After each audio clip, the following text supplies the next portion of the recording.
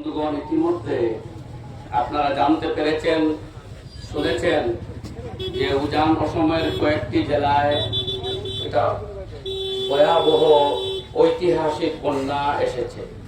মানুষ চূড়ান্তভাবে দুর্যোগগ্রস্ত হয়ে পড়েছেন।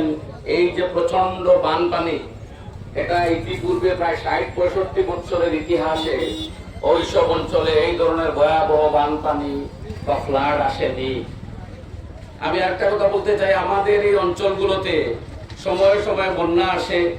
আমাদের মানুষের কিছু অভ্যাসও আছে, বন্যা থেকে কিভাবে বাঁচা যায়, রক্ষা করা যায়, এর অনেকগুলো ব্যবস্থা আমাদের এত অঞ্চলের মানুষের আছে। এরপরেও মানুষ ক্ষতিগ্রস্ত হয়, বিপদগ্রস্ত হয়, ঘর বাড়ি ভাঙে, অনেক দিন যায়।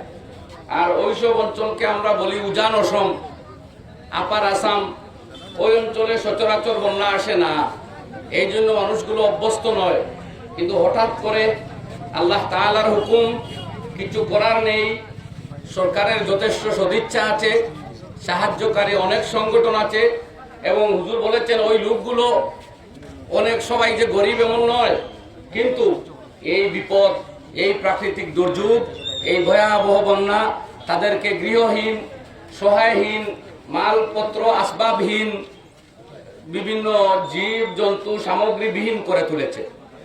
ইতিমধ্যে বিভিন্ন সংগঠন সরকারি তহবিল সাহায্যে নেমেছে, কিন্তু বিপদ যখন সার্বিকভাবে আসে একা কারো পক্ষে পরিপূর্ণ সাহায্য করা সম্ভব নয়।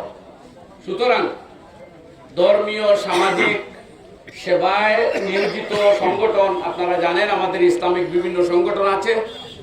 এমারতে শরিয়াও ঠিক সেইভাবে ইমার্জেন্সি মিটিং করে হযরত আমিরে শরীয়ত দামাত বরকাতুম মাওলানা ইউসুফ আলী সাহেবকে চেয়ারম্যান, হযরত মাওলানা ফরিদউদ্দিন আহমদ চৌধুরী সাহেবকে এক্সিকিউটিভ প্রেসিডেন্ট করে, এবং এমারতে শরিয়া সাধারণ সম্পাদককে সম্পাদক করে একটা কমিটি গঠন করে আমরা জাত পাত, ধর্ম, বর্ণ, ভাষা, অঞ্চল ইত্যাদির ঊর্ধ্বে উঠে মানুষের সাহায্যের জন্য মানুষ আমরা আত্মনিয়োগ যদি করতে না পারি, তাহলে আমরা মহান আল্লাহর কাছ থেকে পার পাবো না, আমরা ধরা পড়ব।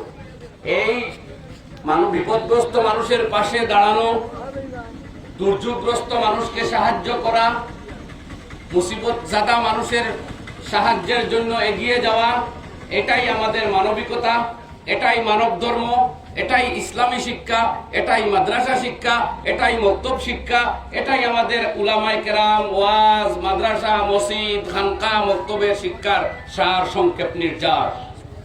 সুতরাং আমরা ঝাঁপ দিয়ে, আমরা ঘরে ঘরে গিয়ে, বাজারে বাজারে, অঞ্চলে অঞ্চলে সিদ্ধান্ত হয়েছে যে প্রত্যেকটি মসজিদ মহল্লায় আমরা মানুষকে সচেতন করব, জাগ্রত করব, আমাদের ভাইদের কাছে, বোনদের কাছে আমরা আহ্বান করব।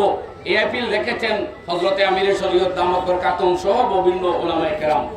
তাই আমরা যথাসাধ্য ঘরে ঘরে পৌঁছে আপনাদের খেদমতে হাত পেরেছি। আপনারা এই সাহায্যের জন্য এগিয়ে আসুন।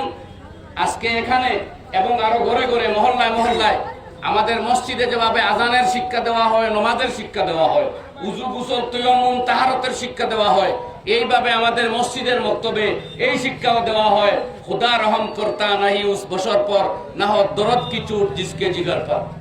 আমাদের মসজিদ থেকে আজান, নামাজ যেভাবে হয় এইভাবে এই শিক্ষা দেওয়া হয়েছে। বিপদে আপদে, মুসিবতে, রোগে, সুখে মানুষের পাশে দাঁড়াও, এটা ইসলাম।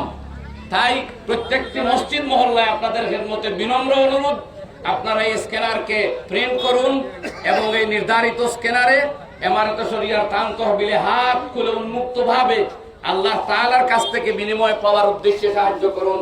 এই বিনিময় আমরা কোনো ব্যক্তি, কোনো সংগঠন, কোনো সরকার, কোনো শক্তির কাছ থেকে চাই না, চাইবো না। আমাদের বিনিময় দিবেন মহান আল্লাহ সুবহানাহু ওয়া তাআলা। আমরা মানুষকে সাহায্য করব। যে ভাইয়েরা সচরাচর বিপদে কম পড়তো, আর তাদেরকে আল্লাহ বিপদগ্রস্ত করেছেন। সুতরাং তাদের উদ্ধারের জন্য, সাহায্যের জন্য ঝাঁপ দিয়ে পড়া আমাদের মানবিক, ইমানি, ইসলামী দায়িত্ব। তাই আমি আবারও আমাদের বড়দের পক্ষ থেকে সরাসরি আপনাদের কাছে বিনম্র অনুরোধ করতেছি, এই স্ক্যানার প্রিন্ট করুন, প্রাণ খুলে এই স্ক্যানারে দান করুন, অফলাইনে দান করুন, দান বক্সে দান করুন, সব সম্মিলিতভাবে একত্রিত করে খুব কম দিনের ভিতরে আমরা প্রথম ত্রাণ তহবিল পৌঁছে দেওয়ার জন্য প্রথম ব্যাচ আমাদের রওনা হবে। থাকবেন আমাদের হযরত মাওলানা উস্তাদে মুহতারাম ফরিদউদ্দিন আহমদ চৌধুরী সাহেব হাফিজাহুল্লাহ, এবং মাত্র 2-1 দিনের ভিতরে ওনারা রওনা হবেন। ইতিমধ্যে আমাদের কর্মীরা, আলিম উলামারা আলহামদুলিল্লাহ, আমাদের অনেক কর্মী তাদের গড়ে মানুষকে এনে স্থান দিয়েছেন, আশ্রয় দিয়েছেন। কিন্তু আমরা এটাকে, এই সাহায্যকে ব্যাপক হারে করার জন্য ইতিমধ্যে মিটিং হয়ে সিদ্ধান্ত নেওয়া হয়েছে। আমরা আপনাদের ঘরে ঘরে পৌঁছার চেষ্টা করব, এবং আপনারা এগিয়ে আসুন, দান করুন, ইনশাআল্লাহ দুনিয়া এবং আখিরাতে আমাদের লাভ হবে। আমরা জাত পাত ধর্ম বর্ণ ভাষা অঞ্চলের ঊর্ধ্বে উঠে মানুষের বিপদে মানুষের পাশে দাঁড়াই। আল্লাহ তাআলা আমাদের সবাইকে তৌফিক দান করুন এবং এই বিপদ থেকে সবাইকে মুক্ত করুন। আমিন। ওয়া আলাইনা ইল্লাল বালাগ।